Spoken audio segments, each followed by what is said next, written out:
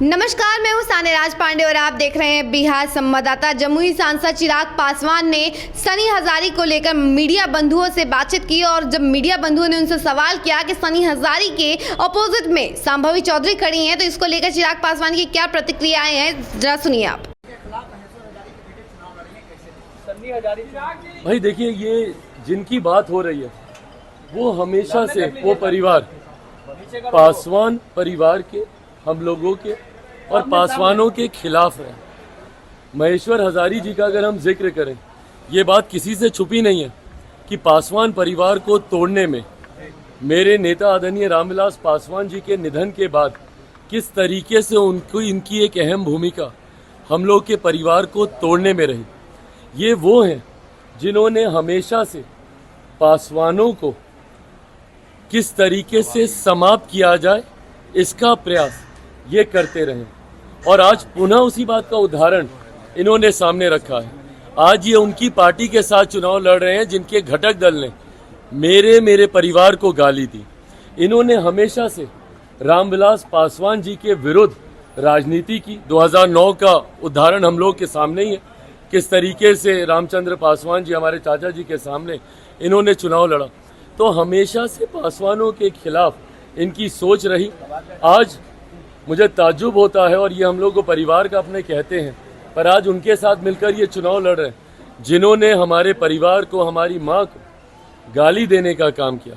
ऐसे में बहरहाल ये चुनाव का समय है, आप जनता के दरबार में हैं, जनता ही ये फैसला लेगी। पर मैं नहीं मानता कि कोई भी अनुसूचित जाति समाज का व्यक्ति जो भी रामविलास पासवान जी में विश्वास रखता होगा, एक आदमी इनके पक्ष में नहीं जाएगा। तो आपने सुना कि चिराग पासवान क्या कुछ कह रहे हैं। चिराग पासवान कहते हुए नजर आ रहे हैं कि सनी हजारी हो चाहे महेश्वर हजारी, हमेशा से पासवान परिवार के खिलाफ रहे हैं, पासवान परिवार को अलग करने में लगे हैं।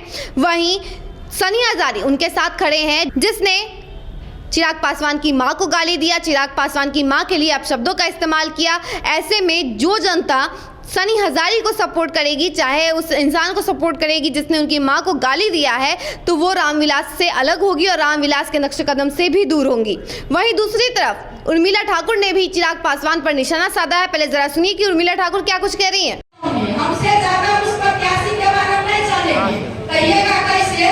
मैं बेगूसराय जिला से आती हूँ और जहाँ की मैं 2000 में जिला पार्षद बनी, पूरा प्रखंड वहाँ पर खखरवा गाँव है और उस खखरवा गाँव में भीखर सदा की बहन,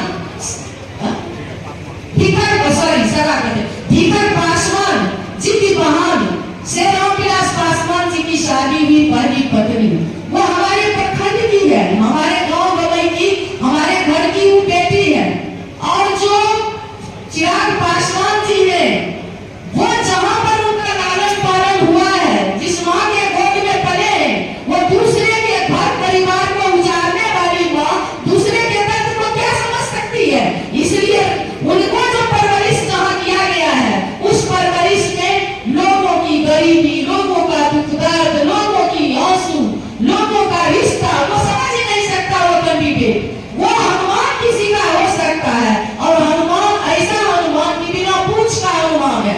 वो बिना पूछ वाला हनुमान नकली हनुमान हो सकता है। हनुमान जी को आप जानते हैं कि पूछ है और बिना पूछ का हनुमान वो हनुमान है जिस हनुमान ने जब उनके पिताजी की मृत्यु हुई थी, उनके फोटो को बूट से राउंड करके गर्दनियां देके जिस समय इनको घर से निकाला जा रहा था, ये रो रहे थे। जो डर से नतमस्तक है, डर से हनुमान बोलेंगे नहीं तो पता नहीं कि किस जेल में होंगे, क्या इनका भी संपत्ति का जांच होगा, क्या होगा। तो जो डर गया वो मर गया।